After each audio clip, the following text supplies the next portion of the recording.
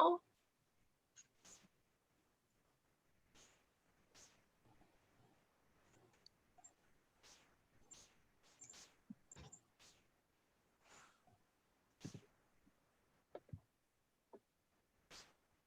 folks. We're just given a few seconds here for Zoom to let everyone in before we get started tonight. If you are already in tonight's webinar with us, you can open up your chat window to find some information about how to purchase tonight's featured books.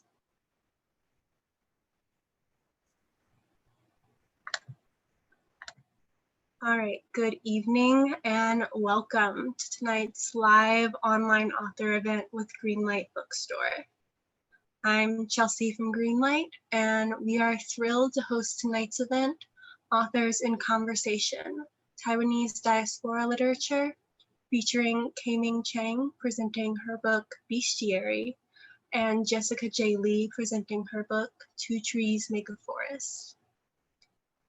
Before we start, I just want to say a huge thank you to K-Ming, Jessica, and the teams at One World and Catapult for making this happen, and to all of you for showing up. Though we're not able to host events in our store spaces, our community of authors and readers is still here. We're grateful for your support and for the chance to make this space for conversation and connection. Now I have just a couple of housekeeping things for everyone. First, in our Zoom webinar tonight, you can see and hear the speakers, but they cannot see or hear you. They can see that you're here though, and you can see a count of your fellow attendees at the top of your Zoom screen. There are a couple of different ways you can interact with tonight's featured authors and with each other throughout the event, which we highly encourage. The first is through the chat. You're welcome to post your comments and thoughts in the chat. You can find that by scrolling over the bottom of your Zoom window. It's the icon with one speech balloon. Commenting in the chat is a great way to show your appreciation for the author and to interact with your fellow attendees. If you have a specific question you'd like to have answered by the author, please post that question in the Q&A module. You can find it by clicking on the icon that looks like two speech balloons. We'll be pulling questions only from the Q&A to be answered in the later part of the program. And we are recording tonight's event, so look for video or audio versions on our social channels and our YouTube channel later on. And importantly, tonight's featured books, Bestiary and Two Trees Make a Forest, are available for sale from Greenlight Bookstore. You can shop in person in our bookstore locations, noon to 7 p.m. every day of the week, and you can purchase K-Ming and Jessica's books and many others on site. Or order online at greenlightbookstore.com for a quick pickup at the store or for shipping anywhere in the US. You can find that by link in the chat. If you care about supporting the careers of authors and the ongoing existence of independent bookstores, buying tonight's featured books is a great way to show your support.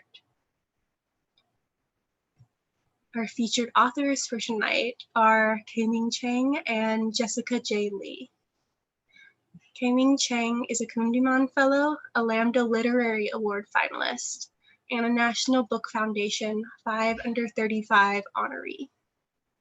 She is the author of the debut novel Bestiary, which was longlisted for the Center for Fiction First Novel Prize. Bestiary follows 3 generations of Taiwanese American women haunted by the myths of their homeland. With a poetic voice of crackling electricity, Chang crafts a novel of migration, queer lineages, and girlhood.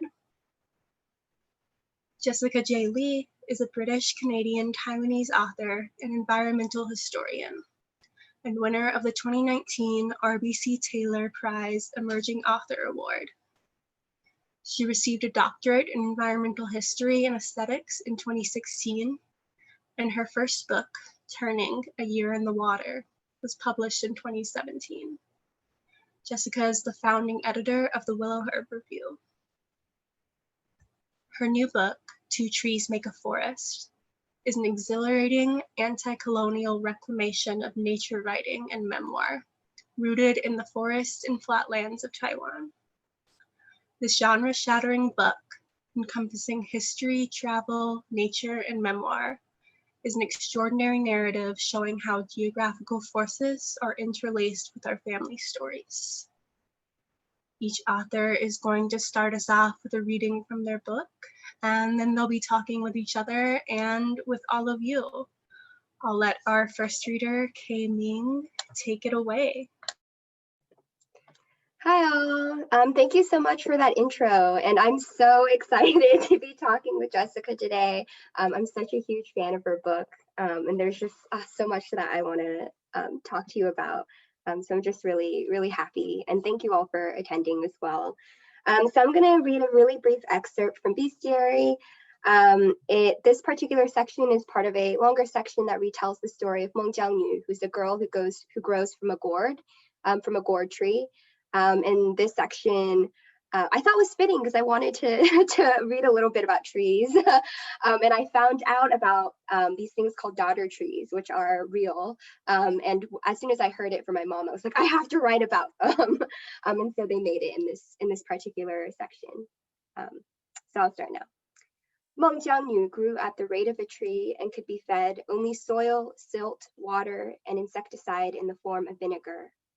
The two families took turns watering her, but she never grew more than an inch per year. By the time she was a girl, her mothers and fathers were dead. She outlived the second generation of the family, then the third, each generation leaving a written set of instructions for the care of the gourd girl. Keep her buried waist-deep in soil at all times. Turn her face to the sun. Stimulate her roots by stroking them. Water her. Prune her hair twice a week. If you see moss on her skin, beat it off with a broom. Meng Jiangnu was planted in a trench dug between the Meng and Jiang courtyards. Her body was hollow, and the neighborhood boys liked to sneak onto the estate. They carved her a pair of ear holes and shouted into them, heard their own names echo back. They dared one another to cut her down, bring her home, plant themselves in her body. In Jiangsu, my mother said, where my ba was born, they were daughter trees. When a daughter was born, every family planted a camphor tree outside their home. Its branches grew parallel to her bones. Sometimes the tree grew scales down its trunk and sprouted a single jellied eye like a fish, and sometimes the tree had a mouth in the center of the trunk, where birds were born, except these birds had no feathers, just skin, flightless as fists. When the matchmaker walked by your house and saw that the tree had grown to the width of a waist, she knew it was time for your daughter to be married away. The daughter tree was cut down, chiseled into trunks to carry her clothes and bedding. When my mother was born, Agong tried planting a camphor tree outside the military village where they lived, but the soil there was incestuous with the sea and too salty. The tree was salt sick, its trunk crumbling. Every day, Agong measured its waist with his hands, but it remained the width of his wrists. My mother was relieved. As long as the tree never grew wide enough to be wed, she'd never have to leave home. She asked of every tree she saw, don't ever grow a body worth cutting down. It was Agong who felled the tree one morning, plucking the trunk from the ground as easily as an arrow shaft. Its only two branches braided together like my mother's legs when she was born. After he broke the tree into shrapnel with his bare hands, my mother tried plucking the eyelash-fine splinters from his palms, but the shards submarined through his blood, merging wood with marrow. That's why he was so flammable, why his memories were already smoke, why he wasn't allowed to touch the stove, newspapers, our hair, this story, anything that could be translated into fire. Thank you. That is the excerpt. Thank you so much. I'm so excited that we're doing this event. I'm such a huge fan of this book, K-Ming, and honestly, just listening to that reading reminded me of how much I adore the rhythm in your writing. I could just sort of get lost in it all day. I'm going to read a little bit from the beginning of Two Trees. I'm going to do a strange thing and jump forwards and then backwards, just because I think these pieces might go nicely together. Taipei was a city that belonged to my childhood imagination. Built of words spoken quietly to me by my mother, its streets were paved with her longings. The air was made of memories. In this place, Taipei was a single hillside, a school at its crest and a tenement block at its base.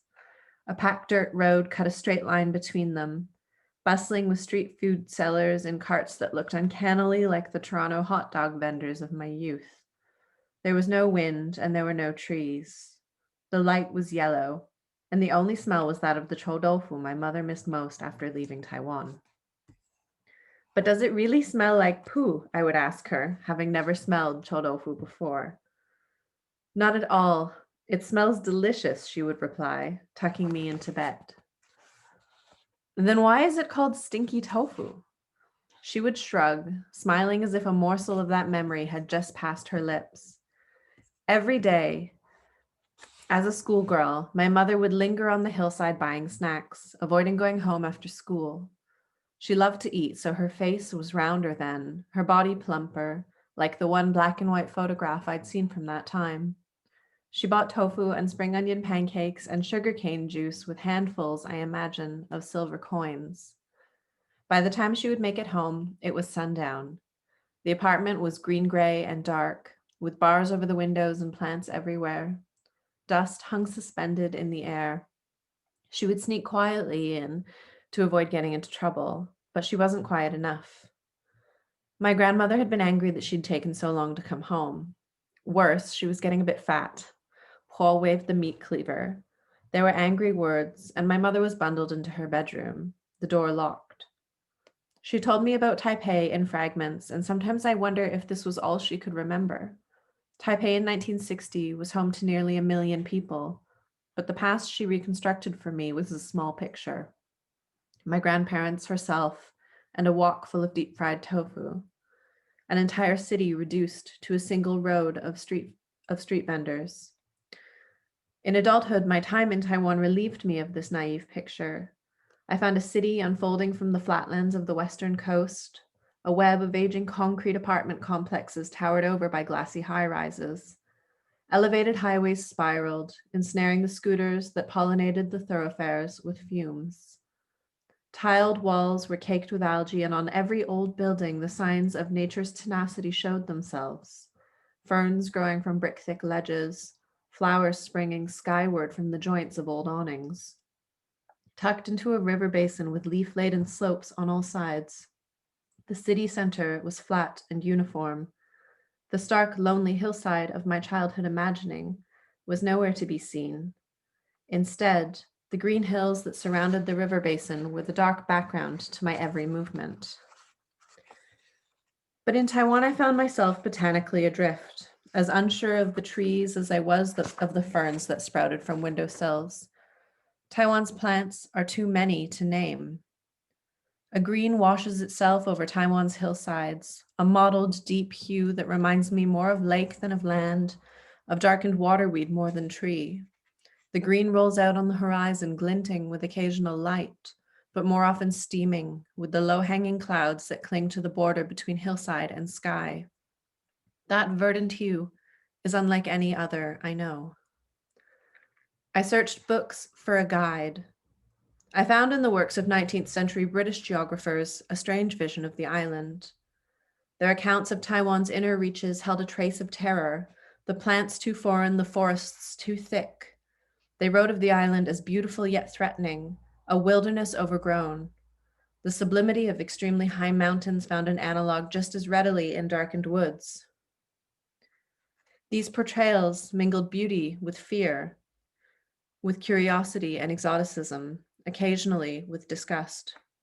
Though written in English, I struggled to find in them a language I could share. But this was the green my mother grew up with. She told me the Mandarin names of plants I had no reference for, passed on from my grandfather to her.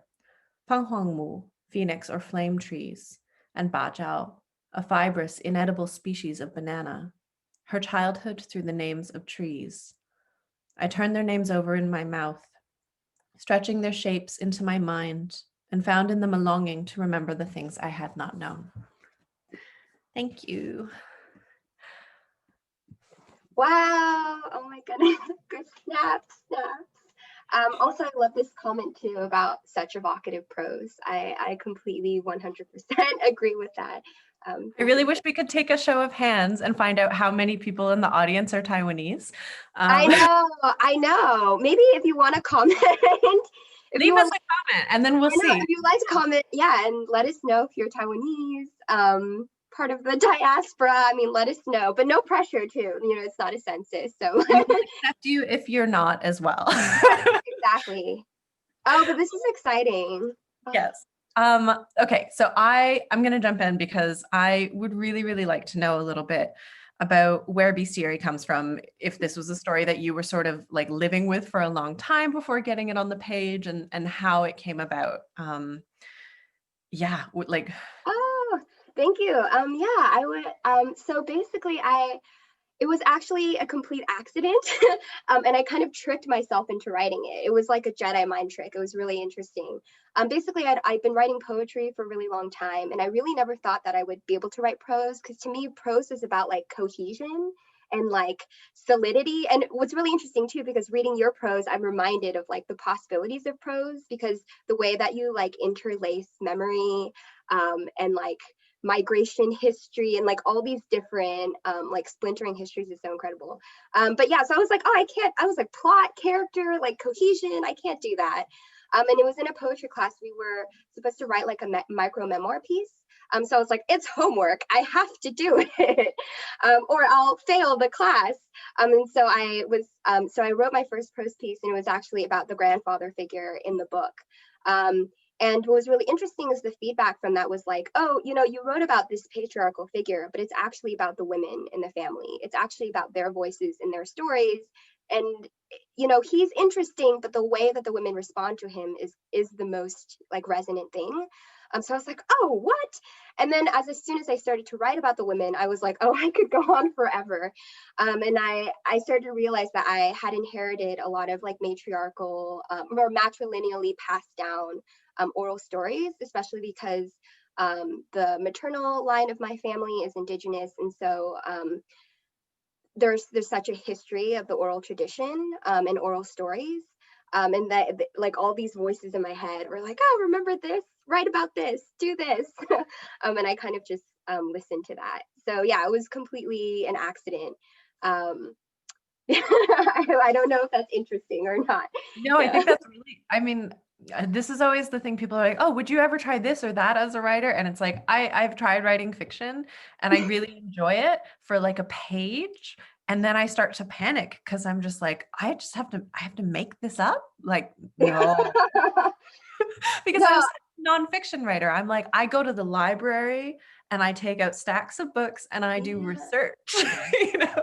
Oh yeah, I mean, well, that kind of bleeds perfectly into my question too, because one thing that I really loved about your book was not only like all of the research that was in it, but also like being very kind of blatant about how research has limits as well. Because you mentioned this line that I love. Wait, I'm gonna find it. I will find it. Oh yeah, Poe's stories aren't in the military records or in the diaries of the lauded Westerners who saved so many civilians. This is talking about like war history, World War II, and but that they exist only in that single moment when she opened her mouth and drew out an atrocity. And I thought that was so powerful to think about the ways in which like people have been excluded from like these documents that we can check out from libraries, and how also you've mentioned in the book too, like the power of naming something is often a colonial power. It's often like this top-down process of naming, cartography, and all those things. So yeah, I was really interested in how you like encountered what you've researched, and also incorporated all of these personal histories and this memory also as a very valid form of history. Yeah. Well, I think, you know, particularly with my grandmother's story, I was able to sort of combine both research and a sort of oral history in a sense. I had, so uh, after my grandfather passed away, I was in my early 20s at the time. That was around like in those years, I started to have the like, oh man, I need my family stories panic. Seems like a very long time ago now. But I sat down and I took recordings of my grandmother. And I mean, they're really actually interesting texts, I guess we could call them, or they're interesting MP3 files that are saved on my computer, because it's me sitting at the dining table, my grandmother and my mom, and my grandmother telling her life story in Mandarin, and my mom translating because my Mandarin is crap. Um, and and so I don't know, I just find them really fascinating sort of as a thing to work with, also because then my mom went through and transcribed them for me at a certain point. And so I have all these like strange, a lot of the texts I worked with in the book, I should say, were like very heavily shaped by my mother's writerly hand in some sense as well, because she, with my grandfather's letter, she annotated that really heavily for me. So my, like, for those who don't know, in this book, I am trying to trace my grandparents' lives. And for my grandfather's story, I have this handwritten like memoir / letter that he wrote as he was developing Alzheimer's. And it's like patchy and fragmentary and really tough to work with. But yeah, my mom annotated that really heavily, and her annotations were their own sort of like masterpiece in itself. And the same goes for my grandmother, with these audio files that I made like over a decade ago. My mom sort of translated them, and also then helped me transcribe them. So really, I owe this book to her entirely. But Oh, yeah, I mean, I was able to then say like, okay, these are the things they tell me. And there's always that gap between, I guess, experience and the distance of decades, and also of trauma. In my grandmother's case, she was telling me a lot about the period in the Second World War, in Nanjing, mm, which those who know their history will know was quite horrific. And my grandmother also was, I hate to say this, she was the kind of person who would also exaggerate sometimes, and would also make things sound 100 times worse than they were. So I naturally went in thinking like, okay, I'm going to do my research. I'm going to like always counterbalance. And in working on this book, that was a limitation I came up against really often, right? Because it's like my grandmother would tell me a story about, confronting Japanese soldiers around a sort of abandoned building, and the women that she was with, being killed by them. And the sound of that, the sort of viscerality, is that a word, of that, the sort of physicality of that. And then when you go and do the research in the library, I mean, it's horrific doing that research. There were books that I did not want to touch, and those pages of the book, I hate reading them aloud. I don't like to touch those pages because anything dealing with such an atrocity is just, it's brutal. mm, But it's also like when you're reading a sort of historical record, when you're reading a textbook, when you're reading an academic book, there's just such a gap between that and your own grandmother talking about the sound of bayonets on other women's bodies. Do you know what I mean? yeah. Mhm.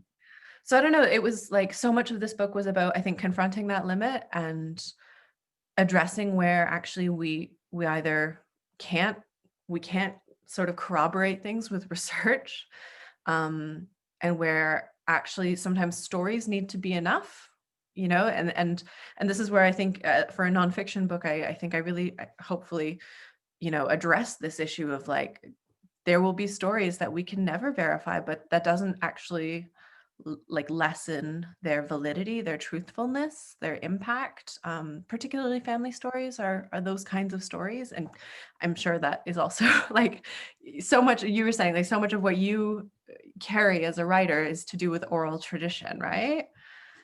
Are there any stories in particular that for you sort of occupy that space of like being super informative to your work, but not really knowing how to fit it in? Yeah, first of all, I just want to say it's amazing that your recordings also have the process of translation embedded within them. Like that feels so kind of perfect to also thinking about what translation is as this it is writing and transformation. So yeah, that's just so incredible. And also to hear like your mother's fingerprints on this book as well, and her own imagination at work along with your own, I think is just, it's so beautiful. Yeah, and for me, I mean, there's so many, like, when I was a kid, I was obsessed with the story of Hugupo, which is just a folk tale. And it actually came from Fujian originally, and many Haklo Taiwanese folks, as I'm sure many of you all know, have ancestral ties to Fujian. And because there are no tigers in Taiwan. And it's about a tiger spirit. On the island, I don't think tigers are native. I mean, if anyone wants to correct me, but maybe they swam. But it's a story of a tiger spirit who lives in a woman. In order to kind of live in a woman's body, she has to eat the toes of children. And I was really, I mean, as a kid, I just thought it was really morbid. And the toes are described as peanuts, and my mom would like act it out. Like, we shared a bed, and so she would like get under the sheets and act it out and like eat my toes and be like, oh, peanuts. And it was very, very dramatic. She would have commercial breaks in the story as well. Like, I always like to tell people, and they're like, what are you talking about? I was like, she would just like do a commercial break. And I thought it was the most hilarious thing in the world. So it was always very, very theatrical.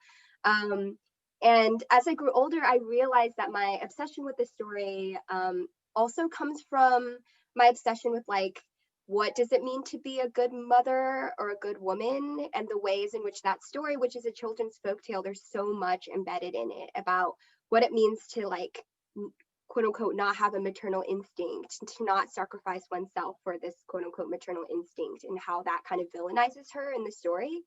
And I was like, okay, I need somewhere to like place all of these stories that were just like hugely entertaining, but also kind of transmitted or told slant all of these family histories and also traumas and lessons that were kind of carried on the backs of these stories as well. And so that definitely became the premise of it, became the premise of the whole book, was telling these stories, but also retelling them and kind of having them mirror what's happening in like the lives of the characters as well. Yeah. But I'm now remembering that when I was growing up, my mom told me that like vampires didn't suck blood from your neck, they sucked it from your toes. And so I still can't sleep if my feet are sticking out. And the peanuts description really, which I know. will you allow me to also, I want to ask you another question. Oh, yeah, of course. So I'm really interested in this like blurring of boundaries between human bodies and other things in your writing. In some of the essays I've read by you, we have like fruit and the body being like very deeply intertwined or shape-shifting somehow, and obviously we have animals and humans, and I wonder like how that for you creatively is sort of a constructive sort of possibility. What does that like, it clearly excites you, right? Yeah, I mean, it's very unintentional. I mean, I think kind of similar to like the tiger spirit story. I think because so many of the stories that I grew up with were about the human animal body being entwined. And also in that there's like a coding of human animal bodies as being marginalized or strange or dangerous in some way, whether that's stories of, you know, like the Huijing, the fox spirits who are like there to suck out men's semen and kill them.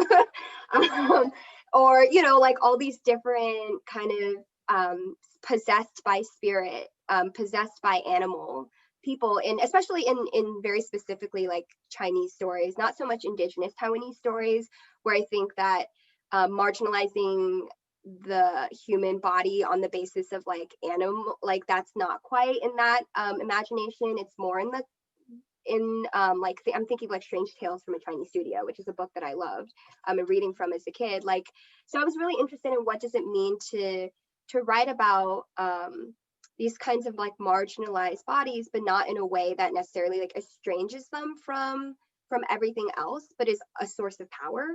And that roots them kind of even deeper in their own bodies. So rather than like othering them from themselves, it's like an even deeper process of like sitting with like the body.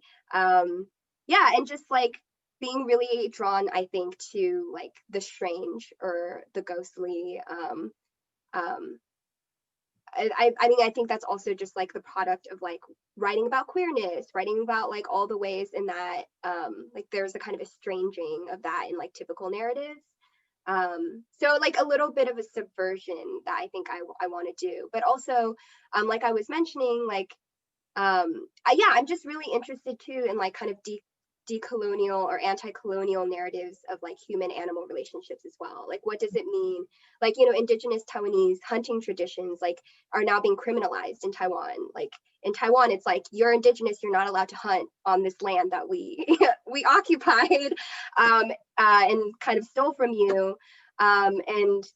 And yeah, and I'm just like, that's so strange to kind of apply your own colonial logic about how human and animals are supposed to be related to each other onto like, yeah, it's so strange to kind of assert dominance, and terrible to assert dominance in that way. And I'm just interested in, oh, what does it mean to not have that human animal plant hierarchy in storytelling? Like obviously it's still there because it's present in our daily life, in our world, and we've absorbed it. But I was just interested in like, oh, what can those relationships and dynamics look like when they're a little bit different. And yeah, and I think that dovetails into your book too, of like kind of parsing through all these different colonial powers and their impacts on the naming of the geography, like also just the species themselves, and all of these colonial histories. And Taiwan has such a complex, such a complex colonial history. And yeah, I was wondering what that process was like for you. Especially because I think oftentimes like in the West, we're taught that colonization is like, oh, it's always a European country colonizing a place. But that's not always true. Like, you know, there's Chinese imperialism, like you write about in the Qing dynasty, the like, oh, strange world of this island that's wild, and, you know, yeah, and Japanese colonization as well. And it's not what we're typically taught, I think, in the West, at least for me, of like what colonization is or what imperialism can look like. And yeah, I was just interested in how you kind of parsed all these different histories. Yeah, I mean, there's a strange sort of quality in, I guess, whiteness and in sort of Eurocentric perspectives that is like, we must simultaneously be the best and the very worst, like, which completely like erases the possibility of intra-Asian colonialism, essentially. I will say, for those who haven't read her work, Emma Jinhua Tang's work on Taiwan is really, it was like life-changing for me to read. Really, really helpful. Her book, Taiwan's Imagined Geography, is just really interesting as a great survey of visual culture and the positioning of Taiwan in the 17th century in particular, sort of when Chinese colonists were first arriving and settling in Taiwan. But yeah, for me, it was really important to sort of work through all of those layers. Well, for a number of reasons, one of which was that I didn't know much about that growing up. My mom and my grandparents were Waishangren from China and came to Taiwan in the late 40s. And my mom grew up very much in that culture and very much in, you know, under martial law and under, I think, you know, just, it seems still to me sometimes like distant and hard to grasp at, but when I was 16, I asked my mom for a copy of the Communist Manifesto, and she told me, 'cause I grew up in Canada, and she told me she didn't think I was allowed to get that. And I said, well, why not? She was like, well, they don't sell it in shops. You can't buy it. And I was like, Mom, like you can get it at the bookstore, right? And she didn't believe me. She didn't think that was a book we were allowed to buy. You know, she grew up very much, I think, blinkered by the regime, by you know, and she obviously, like my grandparents benefited very much from that structure, which is something I really needed to grapple with in the book, because obviously the White Terror was awful for the majority of people in Taiwan. So that was something I wanted to learn more about, which meant like understanding contemporary Taiwanese history means understanding Taiwanese history going back to the 15th, 16th century. And for me, like also because I'm an environmental historian, I think I do tend to look for I guess, mirrors in history as a way of understanding the present.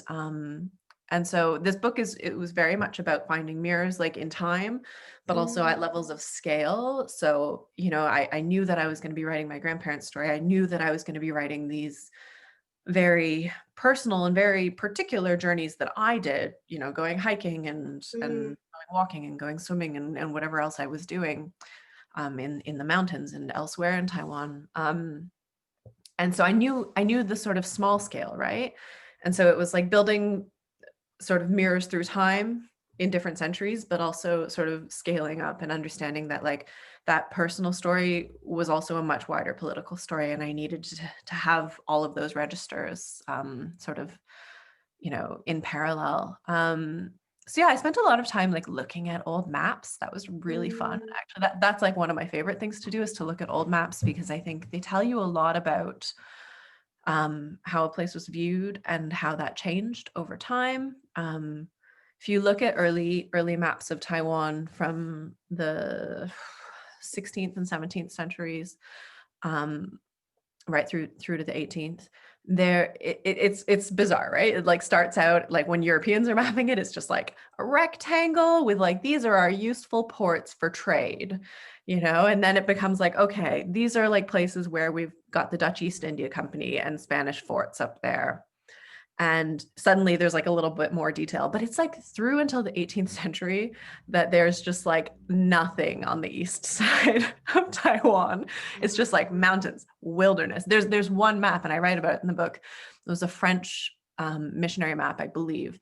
And it says like, in French, like, of this coast, very little is known on the East Coast. It literally just says that in place of like anything on the map. And Wow. so, and that tells you actually what that is like the land physically was inaccessible. That's the Central Mountain Range and through the coastal mountains. But also the people who lived there were obviously within that positioning as wilderness, as outside civilization, as unrepresentable, right? Mhm. So understanding all of that was a really like just a huge part of the process of just understanding how that positioning of so many groups in Taiwan has like changed. Do you know what I mean? Like and constantly, Yeah. right? And it's like suddenly this language is acceptable, and no, suddenly this language is acceptable, and all of you need to stop speaking your languages, right? So it's like, to understand any moment in Taiwan's history, I really think like you need to dig deep, because it's like the same thing again and again, Yes. right? Yes. I remember like reading, because when I didn't do a huge amount of research while I was drafting, but I did research kind of afterwards, because I was like, what did I write? I was like, what the heck did I just write? And I remember seeing a map of Taiwan, like showing indigenous territories, like for the very first time. And it really shocked me also to see all the major cities removed, and to see it in this kind of different color shaded map. And I also remember when I was doing research, like seeing like those old kind of Qing dynasty travel logs writing about like raw people versus cooked people, and Exactly. people who Yeah. were cooked were, capable of being civilized, quote unquote. This is all in heavy quotes. You might not be able to see my hands. Yeah. They're like in the background. Yeah. Yeah. Capable So of this is being, like quote the unquote, like flatlands indigenous and like the yes, mountain. versus the Gaoshan. Exactly. And it's still kind of I mean, it's just really, it wasn't something that I because obviously my family, because they moved within Taiwan, so I don't really know like what an ancestral homeland necessarily means, because as you said, there's so much, like, as like the Dutch or the Spanish encroached in certain areas, indigenous people had to go to different mountains or go to different areas, and so it's really hard even to like figure out like that question, that eternal question of like, is there a place of belonging or home? Yeah, and I remember reading that, and it eventually kind of made it in the book, as I was like writing some of the myths and legends of like this kind of cooked versus raw, that somehow there are people, and it was differentiated by territory and by geography, which is really fascinating. Like flatlands people are capable of being, under this empire, people in the mountains are incapable. So it's like this geographical border, and also this like imposed human invented Yeah. border social structure. Yeah, and that was it was really interesting, and also very hard to to fully like wrap my mind around as well. But when Yeah. you think about like how do I put it? There are so many visual representations that help us understand like how that shifted, because it shifted when it was convenient for it to shift. And Right. it's like when the Japanese wanted logs out of those mountains, when they wanted wood, then it was very important actually to shift our understanding of those bits of the mountains, to like send people in to map them, to claim them, and further displace the indigenous people living there. But like prior to that, like there was very little interest in those mountains at all. People were like, just don't go there, right? Yeah. And you see Yeah. it suddenly the mountains become represented in art in Taiwan. They become a huge part of the sort of painterly school. At that point, suddenly the government is saying like, oh, people should go hiking. This should become a recreational sort of culture. And so it's really like, you mentioned the map that you were looking of like indigenous territories. I just really I love all the different ways, and like it's a bit kaleidoscopic, that like ways you can see the country, because it's also like I looked a lot at vegetation maps and tectonic maps, and it's like really, it's just really refreshing, I think, to sometimes take a layer away and just see like you just see earthquakes or you just see like plant life, and you can just see like different layers of the community, because it tells you so much, I think, about actually, if you can see them in one layer, then you can sort of start to see how they interact, if that makes sense. Yes. Yeah, I wonder if shall we turn over to audience questions, because I feel like we might Oh be yeah. um oh, we have a couple. Oh. Okay, so let's see, we've got a question from Kathy, who says she's interested in the role of letters as carriers of memory and connectors of generations in both of your books. Specifically for K-Ming, I'm curious as to why you chose letters that I'm assuming are fictional to convey the grandmother's voice, and why the letters form is so experimental. Yeah. Yeah, I can go first. Yeah, I mean, I think, well, another thing that was really fascinating about me choosing letters is that actually literacy is not was not very present in my family until, you know, basically my parents' generation. And so I'm not really someone who grew up necessarily with written records or letters being a central form of communication or recording. And, you know, like in the book, the grandfather character's memory is like very, very impaired. But and the grandmother's memory as well. But I think I was really interested in these kind of like supernatural letters that like come out of the ground. And I really liked the kind of livingness of that, and how the letters themselves were kind of personified as well. Like they're described as being like on skin, and they're being spat out by the land. Yeah, and so I was interested in almost like, I mean, they're not fully imaginary letters because they do exist in this book, but there's like an element of them that can't be explained. Like there's something not literal about them. Like you never really see the grandmother literally writing these letters. They're coming from this other source. Yeah, and so for me, I was really interested again, like that concept of the land being a mouth and having its kind of own voice, and then the letters being a vehicle for both that and for the grandmother's voice, and for that to be kind of twinned together. And in terms of why they're so experimental, is actually originally they were written in very like straightforward prose sentences, no gaps. But I realized that there was something kind of static, or it didn't quite feel right. And while I was rewriting them in that more like spaced out form with more gaps and absences, I realized that the character of the grandmother isn't necessarily someone who would want to write letters. Like she even says explicitly, like, I'm not writing to you because I really want to communicate with you or to ask for forgiveness. Like I'm doing this other thing. And I was like, then what is this other thing? She was very slippery. And I realized that like as a character, she didn't really want to be known in a straightforward way. Like she would never just like write you an email and be like, here's my life story.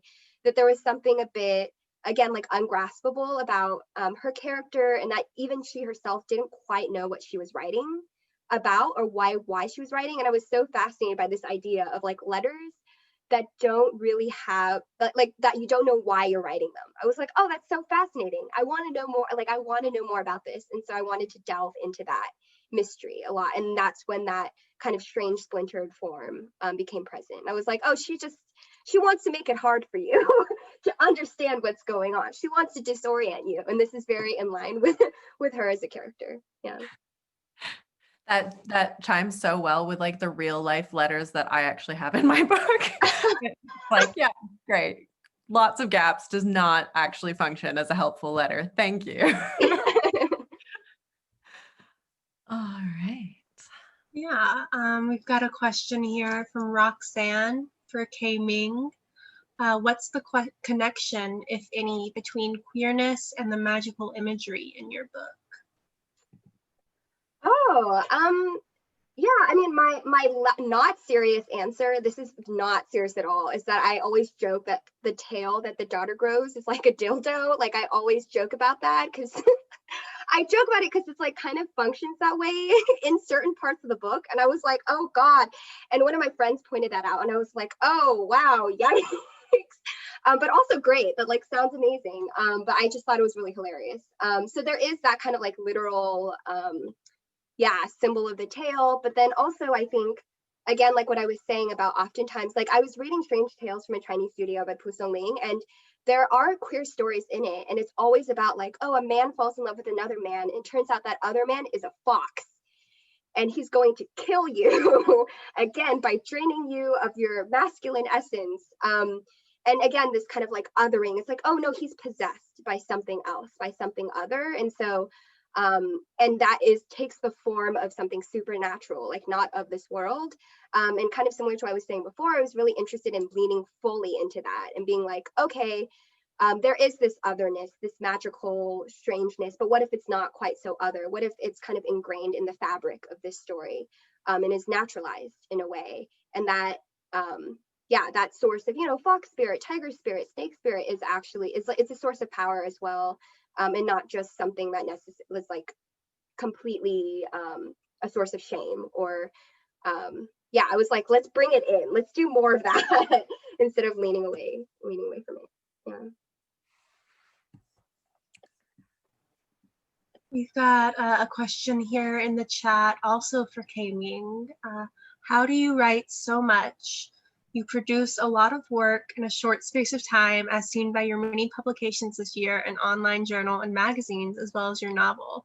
And how do you balance between writing poetry and prose? Oh, thank you so much for your question. I have to say that this is, it was kind of a coincidence in that, I mean, I don't know if you all have used Submittable before, but I have like stories in there that are like 3 years old and they're still in progress. They're 2 years old and still in progress. And so I think a lot of the work that was published is actually backlogged and that it just happened to kind of all come out at a certain time. But it definitely is like stuff that's been accumulated. Like I work a very long time on drafts. And so sometimes like things just, like, yeah, it like seems like this gigantic wave of things, but it's like really a slow drop trickle into a bucket. It's just that it's been trickling for a very long time. And so now the bucket looks like it's super full. But yeah, I mean, how do you write?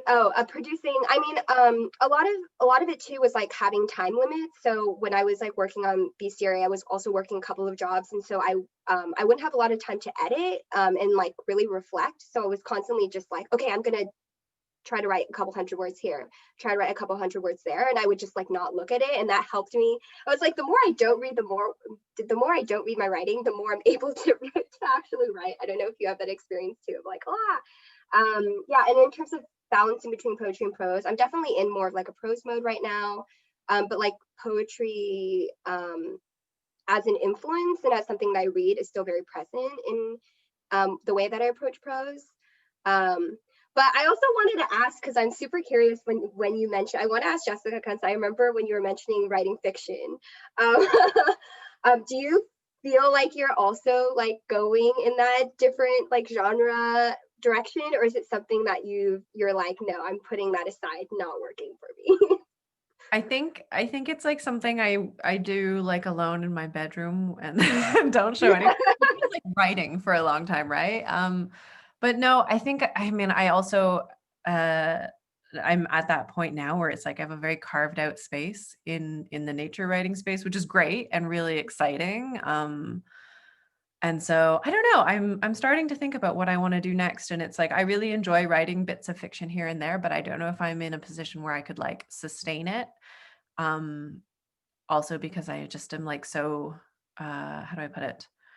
I feel like I have like zero writing time at the moment. It's like Mm, constant other things, or like it's like short pieces. I have a lot of short commissions or a lot of yes. also running the journal that I run. It's just like all of these little things. It's just like, where do you actually even find time to write? Yeah. I've been trying to write a book proposal for my next book since March. I don't know. Ah, so exciting. No, I met with my agent the other day and I was just like, so I don't have anything to show you after, 8 months. I'm just gonna word vomit on you for 10 minutes and you tell me if that sounds like a book, okay? And so that's now. Oh my God, it's so funny and Oh, we just relatable. got a bunch more questions. Oh, Oh yeah, let's see. We've got a question for Jessica here. Stephanie first says, I would love to know where I can find some of those maps you discussed. And also asks, did you find that the language barrier made it difficult for you to deep dive into family history and general research? And we have um, kind of a similar question for both of you, asking if you can talk about the process of writing about Taiwan and its people in English, and if using another language makes a difference when approaching these subjects. nice. Okay, so for the first thing for the maps, I like literally have just opened the bibliography to see if I can remember the name of the book. Oh, this one. There's a bunch of these maps that I found in a book called The Mapping of Taiwan, Desired Economies, Coveted Geographies. It's in the bibliography. And that is edited or written by Jerome F. Keating, but also Emma Jinhua Tang's book. And then also I just like found loads of them online, like in like old Flickr archives and that kind of stuff, and just had a really good time looking at them all. And I pulled a lot of old maps out at the British Library. So that's, I mean, possibly inaccessible to most people, but they're there. And then, yeah, the language barrier was a huge problem. I so I'm like a Saturday Chinese school dropout. I don't know. I I ran away from Chinese school once. yeah, Like I fully my ran mom away. says They that. didn't find me for hours. Yeah, I hated it. Like I really hated it. My mom said that like every Saturday I would be like, I don't want to go. My stomach hurts. I'm like sick. I would just be sick every Saturday. So when I was 7, I got to quit. And that means I am functionally illiterate. And so I learned a lot. I mean, I started taking lessons again before I started working on the book. And so I had that to sort of help me. And then I worked with a couple of translators to help with my grandparents, with my grandfather's letter. And mostly like I just bothered my mom a lot, like a lot. My poor mother, she should have like a co-writing credit on this book. I My just like, line has been revised. yeah, I would be like, Mom, urgent. Does this mean this? Um, and so there would be a lot of that. But I think actually for me, that could have been an obstacle. But in this case, it brought me a lot closer because I realized how much of the process of working on this book was not only spending time with the words of my grandparents and buying myself extra time with them after they had already died in a way, but cultivating this real close thing with my mom, like I was texting my mom constantly, way more than I ever actually text her in real life. And we had this thing that we were sort of both, working on in some capacity and cared about while I was working on this book. And that meant a lot. And yeah, so I guess, I don't know, writing about Taiwan in English. I mean, part of what I wanted to do with this book was write about Taiwan in English. In a way that I had never seen it represented before, which was like, I was so sick of like shitty white dude travel logs. And so for me, like I that's all I could do, really. That's my lane. But also it was really important for me to create a representation of Taiwan in English that was vital and vibrant and multiplicitous and like uh, acknowledges Taiwan as a country and acknowledges Taiwan as like a country that is more than the fact that that statement is controversial. Like that there's just like so much more to talk about. Yes. That Yes. was really important to me.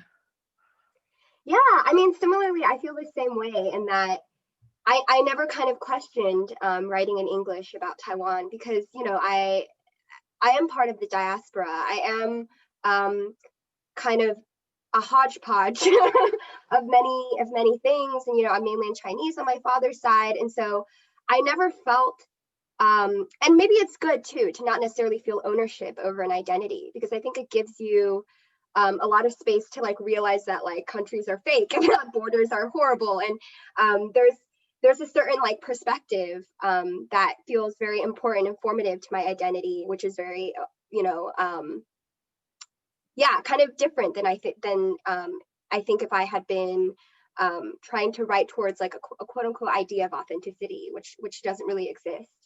Um, yeah, and for me, like it's really interesting because Mandarin is like my mom's like fourth language. Like she, you know, she was, for her, Mandarin is the language that's other, even though it's quote unquote the official language of Taiwan as a result of the nationalists. And so it's really interesting because growing up, she was like, you should learn Mandarin because that's the important language that will help you in our globalized world. She didn't say that, but I'm footnoting. She's like, you don't need to learn Taiwan Way, you don't need to learn Taiwanese, Hokkien, you don't need to learn all these things that I am speaking to you in. And I was like, but you're speaking it to me right now. And so it's really interesting because I have domestic languages that feel very kind of central to home in my relationships. And then there's Mandarin, which is like, you know, finding official things about Taiwan, usually in Mandarin. And so yeah, it's really interesting also to see like how fluid it is to kind of like go between languages and how it doesn't it didn't feel very strange because like even thinking about people in my family, I'm like, I don't even, what is your mother tongue? Like, would you even say that you have one? Because you grew up speaking like 3 or 4 different dialects and had to switch between them at home, at school, on the streets. And that's kind of no different than also being here in America, speaking a language at home, at school, in the workplace. Like it's, yeah, kind of a parallel experience in a lot of ways. Yeah, that didn't answer the question, but I just like commented it anyway. Yeah. Ling Yi asks, both authors, has the concept of home or a homeland changed or shifted during or after writing your books? Ooh. Well, in my case, this is like my second book that is concerned with the idea of home and homeland. It's like, it's been probably my greatest preoccupation as a writer up until now. And I like keep saying now, like, okay, cool, done. I'll stop writing about my mom and I'll stop writing about home. This was the book where I finally gave myself permission to say like, it can be all of the places, and that I refuse the terms of the question when people are like, where are you from? And like, what's home? And they want it to be one place. I refuse that question. It's like, I will give you like 5 cities that I consider home. And that's this book allowed me to accept that as like my very clear answer. Yeah, and I think for me, like, there's also a trap that I think I, as a diaspora writer, fall into, which is, you know, there's either the tendency to really romanticize the homeland and to kind of see it as not a real place with, you know, lacking without politics, that somehow it's just this like anachronistic, no time, just like romanticize homeland with a tofu vendor and like nothing else. Yeah. No, like I mean, and I'm not necessarily one who shies away from that because I think it comes from something, and I think writing about it in a way that isn't kind of like totally flattening is like also really important, because it's like a very strange effect too of immigration, is that things get frozen in time as well. So definitely not saying there's no value in writing about that. And then another thing is that like it's always really difficult because it's like, yes, sure, I have experienced a feeling of like, oh, do I blah blah blah, but like, you know, there is actually being stateless and being undocumented and not having a homeland. And I don't want like conversations to kind of gloss over that and to only think of it as an emotional thing. Because I'm like, no, your life like it's life or death. Like the question of a homeland can be like literally your whether or not you're living or not. And so that was also kind of a preoccupation too, especially thinking like when I was writing about the myth of Esau is the Taiwan man, and the pirate that he falls in love with, who's Tonka, is indigenous to what's now Hong Kong, and writing their love story. I was like, okay, what does it mean to make an alternative form of belonging when you've been exiled, when you're like been politically kind of forced out of a livable condition? Like what does that look like? Yeah. I wish we could get to the rest of these wonderful questions, but we have unfortunately run out of time in tonight's event. Thank you so much, Jessica and K-Ming, for a wonderful conversation tonight. And thank you to everyone for joining us in this space.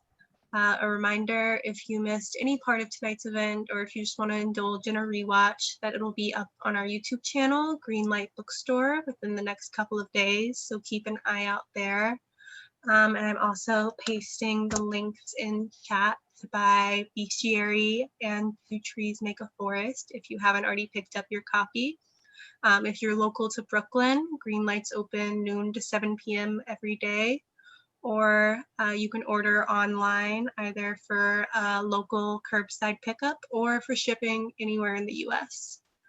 Thanks so much again, everyone, and have a wonderful rest of your evening.